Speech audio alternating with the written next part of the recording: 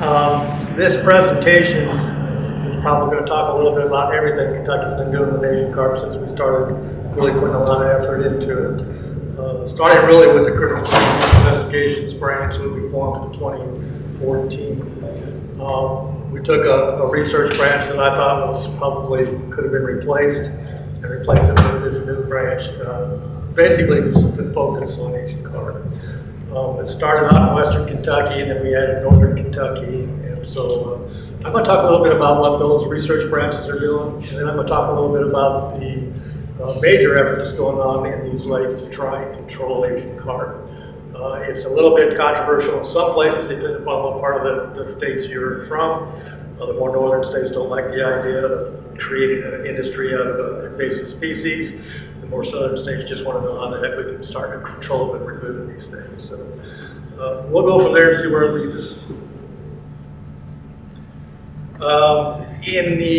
Around 2013, we started in Kentucky alone, working on a effort to keep Asian carp from going up the Ohio River. I got called out at a meeting at Hilton Head at Seafloor by Tim Schaefer, who's now the Pennsylvania Fish and Wildlife Director. At that time, he was just in fisheries, and my deputy commissioner was standing in line behind him in the food line. And she overheard him saying that Ron Brooks in Kentucky is doing nothing about Asian carp coming to Pennsylvania. What are they doing down there? So after she came back with a grin on her face and told me about that, I inserted myself in the line behind him. We had a conversation. He was well connected, and he was able to get $150,000 through a foundation called Carp. They actually donated that money to us through another foundation. And we had our first effort on the Ohio River to keep Asian carp from moving upriver. And it really morphed into what we're doing with MICRA and U.S. Fish and Wildlife Service today. In that first year, it was just an investigative work with the contract fishing. U.S. Fish and Wildlife Service stepped up and gave us some telemetry gear and helped us out a little bit with some hydroacoustic work, and it evolved from there. By 2014, we have been working with MICRA. We've been, since 2011, going to DC trying to get funding for this kind of effort. And that's when, of course, word was amended, and we got our first funding through the service to the states to help us advance that effort. So I'm not going to go really deeply into this. I'd be talking all day on this chart alone, but this is just really to express the kind of work that we're doing on the Ohio. Mostly it's Kentucky, Indiana, West Virginia working on this. Ohio's doing a little. But as you can see, as you go up the river system, the type of work kind of changes because the population dynamics change. Asian carp below Louisville at McAlpin Dam, or as they are Mississippi River all the way up through Illinois, they're very, very dense.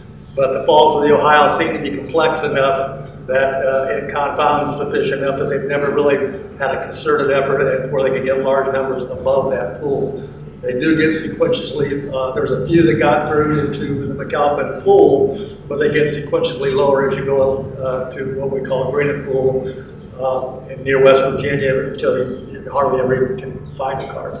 They're there, so our effort is basically monitoring, the further up you go, they're monitoring fish communities, trying to find Asian carp, removing anything you find, to sequentially down where we have different types of effort where we actually go out and target the removal of Asian carp to keep those numbers from increasing to a point where they become reproductively viable above McAlpin. So far we haven't seen any successful year classes above McAlpin. So the state's been getting, well, we got 500,000 in 2014. 600,000 I think came in as of 2015 or 16. And as far as getting the money to the states to do this work, we're doing an awful lot of work really on the cheap when you think about how big an expanse we're working. We're doing telemetry as well as the typical monitoring and control removal efforts. We are, this year we have $500,000 from Congress to do contract fishing. David Glover put out a really nice manuscript showing how they can reduce proppant gill pressure and will reduce the impetus for those fish to come up. You do that by removing fish below those pinch points. And we're going to use that concept and hopefully see how it works in order to control the number of fish that are going up from the Cannington Pool below Kalpalaka Dam on up the river. So we did get a substantial amount of funding for contract fishing, and that project is just about ready to begin. We're going through an RFP process right now to hire commercial fishermen. We were able to get Tennessee some funding, which I think they funneled to Tennessee Tech to do some telemetry work and larval work in the lakes. I think that work started in 2017, where we are, Frank. I think that's correct. And so, fortunately, we've been able to expand upon that as well. In Western Kentucky, so that the Northern Kentucky folks were doing that. The Western Kentucky folks really are focused on these two lakes and the tailwaters. And so they've been doing all these different kinds of assessments to that end. I've got 3 biologists down here, Jessica being the leader of the group. Josh Tompkins and Matt Coombs are also working biologists with this program, but they also have usually 2 to 3 techs depending upon the season. We have 1 seasonal and 2 full-time techs usually in this crew. A lot of what they're going to be doing going forward, not only are they going to keep doing the demographic information, but they're also going to be doing more experimental gear testing. We've been doing a little bit of that. We hope to ramp that up. We can get the USGS out here more, trying to help them find funding to be able to do that. Obviously, telemetry they're doing. We're going to do a bioacoustic fish bench testing. I don't know if anybody here is not aware of that, but Jessica will fill in for me tomorrow and talk about that and whatever else I leave out of importance here today. So I've got backup on this. But I think one of the more important things in terms of actually trying to get some measure of control in the lakes is the Asian Carp Harvest Program, which is allowing commercial fishermen really for the first time to harvest Asian carp year-round out of the 2 lakes. And I'll talk more about that in a second. So one of the things I wanted to mention today, and I think this is a leap forward for the southern states in terms of trying to get a management plan together and getting funding for that plan.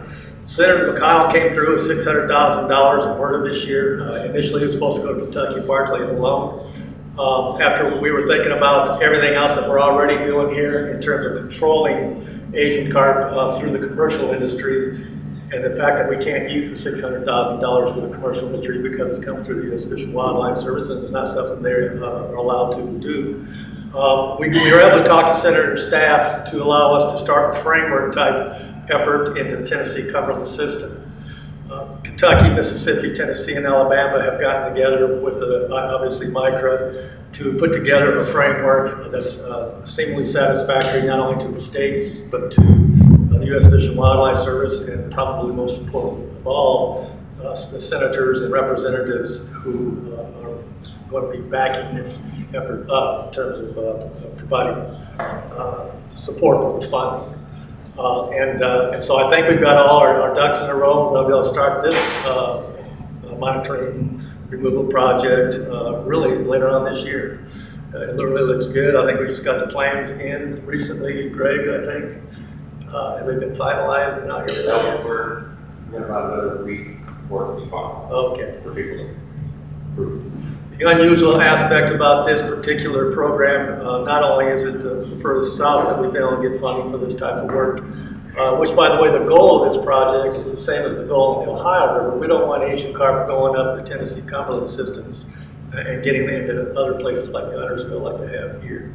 So there's an urgency to this effort, and Tennessee is taking the lead on this in terms of the project coalition type thing. And so it's a really important step for congressional members to see what we do with these kind of funds beyond what we've already done. So really excited about this. I think if we get this barrier system approved to, or at least it looks like it's going to be a benefit in terms of deterring at least 70% of the Asian carp moving upstream. I think our efforts in terms of control will go a long way, and the funding ask will go up because of that. We will have impetus for asking for the millions of dollars that we're asking for.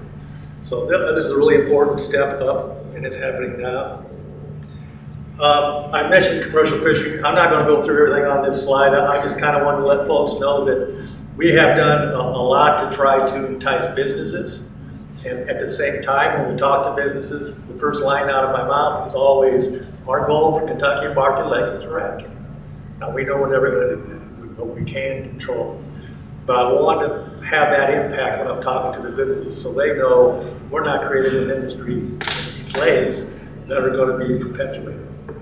But what I tell them is, of course, I've had a lot of people tell me it's a deal breaker and walk away, but for the ones that keep seated and listening, I tell them that we will help the commercial fishermen gravitate towards the rivers once these reservoirs are under control, so that nobody's going to lose out in terms of losing jobs for commercial fishermen or losing access to Asian carp. We all know, anybody here knows anything about the Mississippi River Basin, it would take quite a feat to harvest enough Asian carp to actually have any semblance of control, let alone eradicating these fish out of those systems.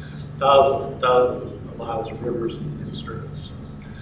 So we are really using the commercial industry now as our primary tool of controlling and reducing population numbers. So we've done this primarily initially, and it's actually ongoing through this regulation called the Asian Carp and Rough Fish Harvest Program. Through that program, we open up all our restricted waters in the state that have Asian carp to commercial fishing. But the caveat is, if you're a commercial fisherman, you don't just get to go to the lakes. You have to call us up first, ask us for permission to fish, tell us where you're fishing, what time you're going to be there, what gear you're using.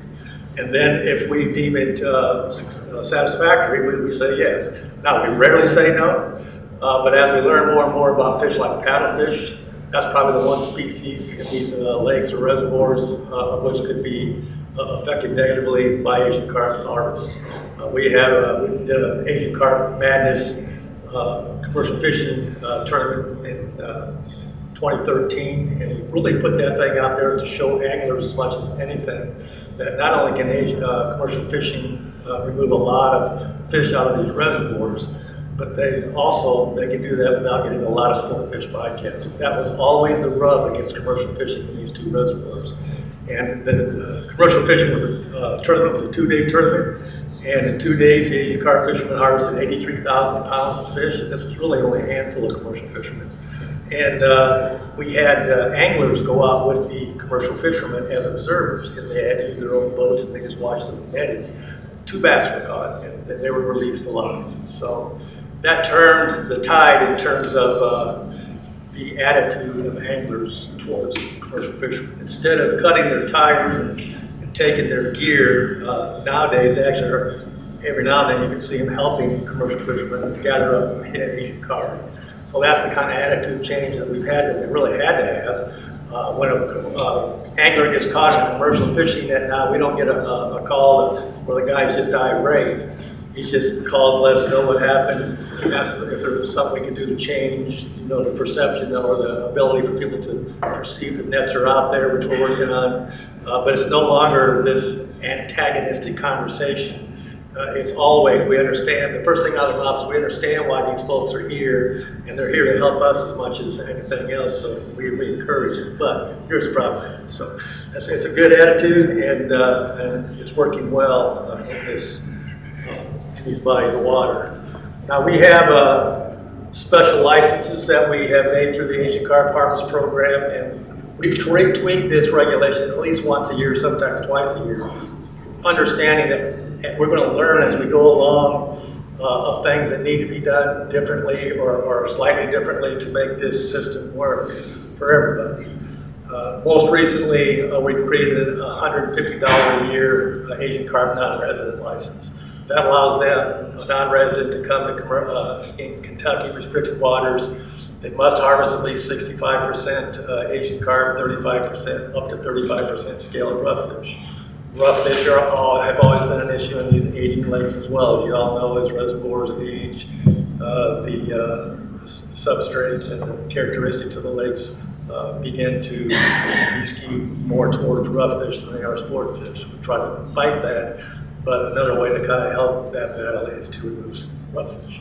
And so we do allow them to take 35% scale rough fish, not paddlefish, not catfish. We do have a free Asian carp only harvest commercial regulation where If we have people who don't want to spend a lot of money but want to put some nets in the water, they've exhibited the ability to do commercial fishing in a way that's not going to be prohibitive to angling and boating. We will allow them to have a free Asian carp. With that license, they have to harvest only Asian carp.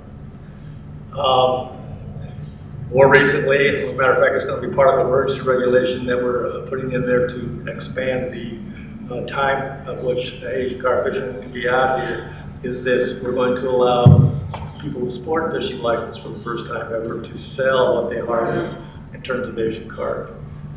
We had some bow fishermen come up to us about a year ago, and actually Wade White, the judge exec out of Lyon County, wanted to know if they could have a bounty for Asian carp and that they would sponsor it. Well, our regulations don't allow that. So got a lot of pushback on that. People were wondering why in the world would we step in the way of anybody wanting to harvest and sell Asian carp as long as you're getting them out of the water. You know, my first thought about that was kind of impulsive. I thought, no way, we can't let people with sport fish license sell fish. And then when I started thinking about it, what the heck? They're Asian carp. If a person wants to go out with a bow and harvest 1,000 pounds of Asian carp and get gas money, why should we stand in the way? So I got full support of that on just about everybody. So we're going to be passing that regulation very soon. But this Asian carp harvest and rough fish harvest program really was key in us being able to get to where we are today in terms of using the commercial industry as a tool. This is just a chart. I need to get this updated, but you can see the increase in the harvest of Asian carp, especially in the lakes over the last several years. We have kind of a flat year last year. It had to do with some processors retooling, but this next year you're going to see an exponential increase over what the top line there is because of another program that we have started. We started this new program because we're not getting enough Asian carp harvested. There's not enough harvest demand in some cases. So we started a program that we think is going to kickstart not only the harvest, but the markets. So we started this concept called the Kentucky Fish Center. We increased boating registration fees, and we were able to do that in part by telling our legislators that we were going to use part of the increase to fight Asian carp in Kentucky and market lakes. That really got us to a point where we were able to get that increase through. So we have several $100,000 a year now to put towards different aspects of the fishing industry, including a 5-cent pound subsidy, which is big for the commercial fishermen because the markets are not to the point yet where the fish are valuable enough, have enough value to sustain commercial fishing for at least not most fishermen. So, but there are a lot of things that came along with that center that we had to consider. Now, this center's, the purpose of this thing really was to increase the number of commercial fishermen, but also to do stuff like increasing the quality of the fish by having a fish center, a fish house that would pick up the fish from the commercial fishermen, rather than allowing the commercial fishermen to have them laying in the boats for 4 hours, driving an hour and a half to a processor, dropping it off, and then having to drive home. So we have a fish pickup service as well, and that's by contract that they have to do that. So right now, if the fisherman wants to, for about a penny a pound, this fish center will go to wherever they're offloading their boats, and they'll pick up the fish right at the boat ramp or very close to the boat ramp. So it saves them the wear and tear and gas cost to the commercial fishermen. We provide free ice. We spent about $200,000 on a flake ice machine. Purchases about 7 tons of ice a day, and that's obviously for periods when, like we're alluding to right now, where these Asian carp, as everybody knows, breaks down very quickly. You got to keep on it. So this is a cost savings to the fishermen. The Fish Center is offering webbing at low prices. We just started this, and actually the Fish Center just signed contracts with Fish and Wildlife in January. But they just got their first shipment of webbing. They're offering the fishermen this special webbing at their prices plus shipping, which is a huge deal for the fishermen. If you talk to the fishermen, that's one of the #1 issues they have is the cost of the webbing.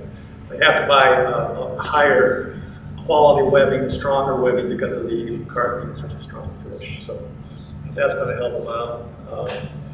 One of the positives of having a fish center is we know the fishermen are going to know what they're going to get paid every time they bring fish in.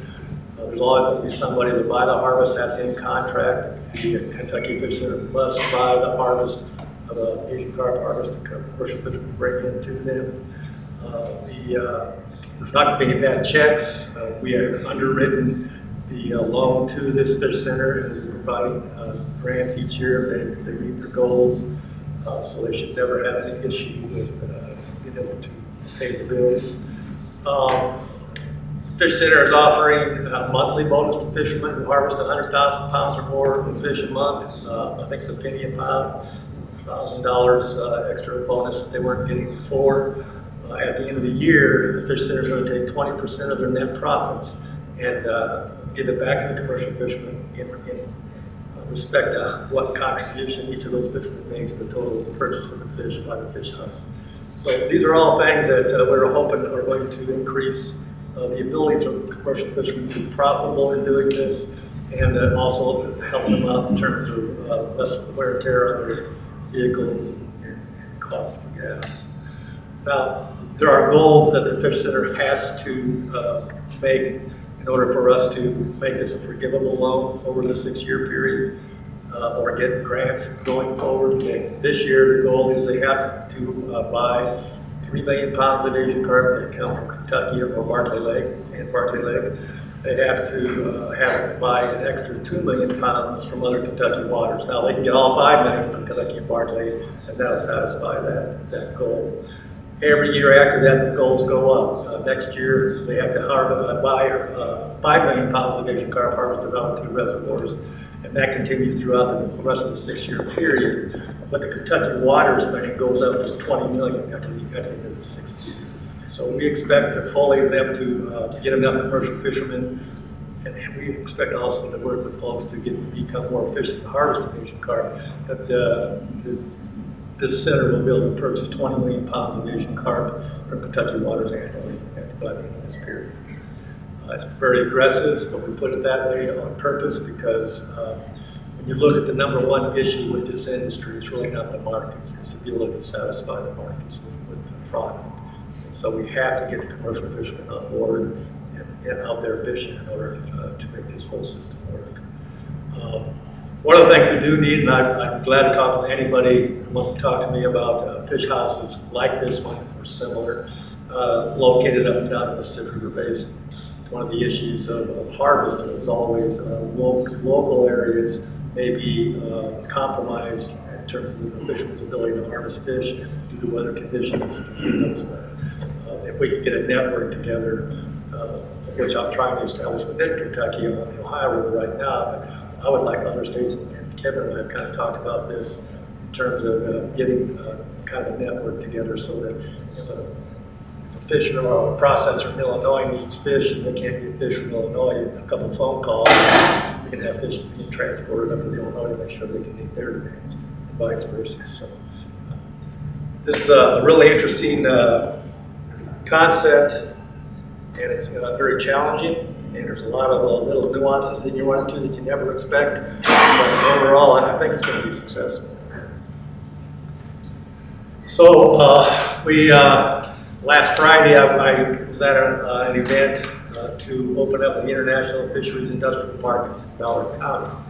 NGU, who started Two Rivers in 2013, opened her business in 2013, is very well connected in China. And she's been trying for years to get more and more investment in the Asian carp industry in Kentucky. And she's finally succeeded. She had 4 major investors. We got to eat lunch with them or dinner with them the other day. Very impressive people. But she's got the county to agree to sell 8 lots. She's already got 7 of those lots filled. Actually, one of them bought a lot while we were doing the ceremony, so it's kind of cool. But so we're actually going to have a more local industry in terms of market, where you don't have to worry about always selling raw product shipped from China or Israel or wherever else they go. So that'll be a kind of a plus. And these are just some of the things that they will be taking care of or producing. Kind of running out of time, so I'm going to be a little quicker here. Challenges, there's always challenges. This periodicity in terms of warm weather versus cold weather creates its own set of challenges in terms of keeping the harvest cold, Asian carp bring out so quickly. We need standard handling procedures, consistency in the commercial fisheries. Something that we're going to try to do is create a training program through one of the universities out here, not only to train new fishermen, but also to retrain old fishermen so that they can learn how to handle fish better. We want to get better boats that are capable of holding fish while preserving the fish quality. I talked with a guy who owns a ship, a boat called Proud Mary. He's got it on the Kentucky waters over at Grand Rivers. It's a nice sized boat, about 35 feet. It's got hydraulic drums that he can release and retrieve nets with very quickly. It's a very impressive vehicle. It's got places under the bow where you can hold baskets of fish, and you can do recirculating systems, pumps, and ice. They call it keep it cool with ice. That's going to be really interesting to see how that system works out. So this is a brand new thing. He hasn't got it on the water yet. Or it's on the water, but he hasn't fished with it yet. But I think he's going to be out in a week or two. That'll be really interesting to see how that works out. But all these other things are always going to be challenges, but we really do need to meet those challenges in order for this industry to be successful. I've already talked about the need for increasing dedicated fishers. Some of the Chinese I was talking to in China, they actually will kind of shoot nets into these huge pins and hold them so that when they come to a time when commercial fishermen can't get them enough fish, they can just go to those nets and harvest from those nets on that day, so they keep the product moving. That's a little challenging in this country because of the sport fishing industry and boating industry. It's a lot bigger here than it is in China in most places. So those are kind of things we can think about, but I can see a lot of challenges in doing something like that. Interstate network I talked about. There are markets now for all sizes of fish. We're talking with folks, of course, in Maine, the big fish crash that they had there, the fact that they're interested in Asian carp. I'm also talking with Commerce, U.S. Commerce, and we're kind of talking with Canada. They've kind of pulled back on their call for the 350 million pounds for bait fish, for crab and lobster, for a couple of reasons that really are just incorrect. So I don't know if there's probably politics going on here or something, but we'll see where that goes. Those markets would be huge in terms of creating a little higher wage for the commercial fishermen in an insatiable market in terms of Asian carp harvest. Okay. One of the things that we run into in the last couple of meetings I've been at is, in this area especially, is there's two types of messages we need to get out from these areas. We need funding to help us help commercial fishermen remove fish, help processors be able to take in fish for whatever reasons. We've done a very good job of making that message clear to Congressional members and actually just about everybody. Unfortunately, it's also caused a problem for tourism. We're seeing a 20% decrease in tourism in the two lakes now, and in large part it's due to Asian carp. We get calls all the time asking if I take little Johnny out who's 3 years old, is he going to get hit by a carp? Well, the odds are he's not, but I can't say he's not because by luck he would. Asian carp just don't jump in every boat and gets on the water every day. It's kind of a fairly rare occurrence that they're hitting anybody. But the bottom line is we have made it sound like that it's the Illinois River out here, and it's really not. And so what we have to do now is we have to kind of temper that message and really focus the message on the fish populations, the sport fish. Primarily here it's bass, smallmouth, largemouth, and Kentucky bass and crappie. We get a lot of tournaments like you might expect on a big body of water, major tournaments on Kentucky and Barkley Lakes. And we also have a tremendous crappie following here from anglers all over the country. So we got to get back to that message to put that picture in there specifically because it kind of looks like the good old days picture. Well, in reality, when you look at our sampling by biologists, the populations haven't been hurt yet. They're well within the ranges of the ebb flows that they've had over many, many years. So we are at a low in some areas, and the major concern that we have, of course, is if we don't do anything with Asian carp, they won't rebound quickly like they normally do. So that's really the only fear that we might have right now. But when you really look at the population, I know that people have caught crappie like crazy this spring and winter. So the crappie population still looks really good. The bass population seems to be okay, but it's not as great as it has been. One of the things that I want to talk about is outreach to congressional members and getting that message right. We have to be consistent. I'm the first one to admit that I walked out on a plank one day and decided I'm tired of this area not getting any funding. We're going to go after $11 million or $10 million. I told Frank or something like, oh, well, we ought to ask for $11 or $12 million. Before you know it, we got 5 different messages out there, including the national plan that Micro's been trying to pass. Get to Congress, and it really caused more confusion with our congressional members than anything. So what we've done is we've pared that back into 1 or 2 messages, understanding that if we can't get the funding for the national plan, which is our priority, we make that very clear, that by golly, we're going to keep trying for these more localized areas until everybody has funding. Now the message really to Congress, in my mind, moving forward is, we're going to get it this way, or we're going to get it this way. And this way might be cheaper if you let us help us work on it right away. Give us the $25 million now, and all these different sub-basins aren't going to come to you and ask for $10, $11 million. And so we'll see how that goes. But you really have to have strong involvement with the public as well. I keep telling everybody this last year when we got this $600,000 for this area, it didn't happen because of Micro, unfortunately, or because I was calling Senator McConnell every week. It happened because of this coalition. I got together with Wade White after a public meeting. He said, I'm going to put together a coalition. What do we need? What kind of information we need? So we sat down and put a message together, and he sent it out to all the people on Facebook that follow him. And he created this War on Carp coalition. It wasn't 8 weeks later, I was getting calls from McConnell's office saying, what do you need and what are you going to do with it? And Greg knows very well they've taken a very intense interest in what we're going to do with this funding, more so than I've ever seen it. I guess probably Greg has either.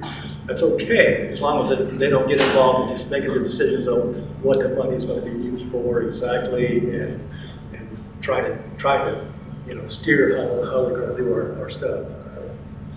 So that was just a briefing that Representative Comer had last summer, where he brought in a subcommittee from DC. It was a very big meeting, about 400 people attended, and it was a very successful meeting. The representative also not too long ago was on the House floor talking about this very issue. So we're getting more and more congressional members who are very, very aware of the issues now. And I think we're finally in a place to where we can really start looking at this national plan as something that could be funded. I always like to end the talk with nice big Asian carps.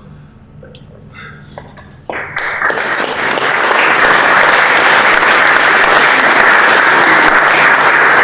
I don't have time for questions. Do we?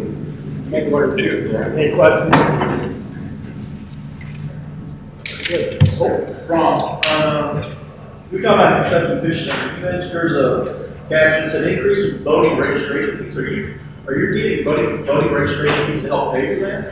Yes. As part of the agreement with our legislators, we're getting an increase. For the next 6 years, we would agree to create this fish center and take a certain percentage. I think it was $1.9 million the first year, which is this year, and $1.1 million of the increase in fees would go towards the carp summer. So that was the agreement we made with legislators to allow us to increase the And really, we had an increase registration for years. It was over years, but anymore to ask the legislature for any kind of tax. That was the agreement.